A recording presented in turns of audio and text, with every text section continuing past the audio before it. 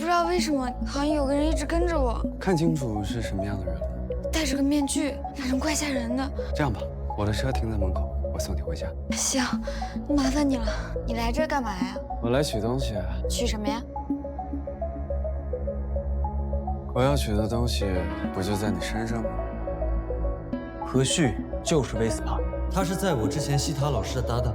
他真正的目的是要救在2020年圣诞节因车祸丧生的姐姐，还在西塔老师饮料里面下了药，擅自回到2020年圣诞节，想要改变那场车祸。马上退出任务，别再多管闲事了。我们之间的事儿，我们以后慢慢算。但这一次，你想救你姐姐出来，我们不会让你得逞的。你等等啊！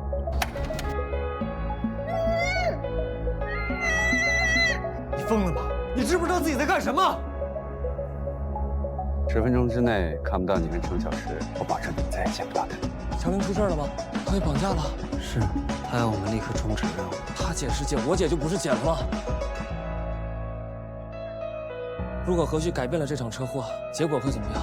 如果何旭救了何畅，那被撞的就是那校车里的18个孩子了。18条人命，18个家庭吗？不光是18个家庭，这是事关生死的大节点，可能整个世界都会因此而发生翻天覆地的改变。那还选什么？我姐就交给你了。陈老师，别说了，我拯救世界，也拯救我姐。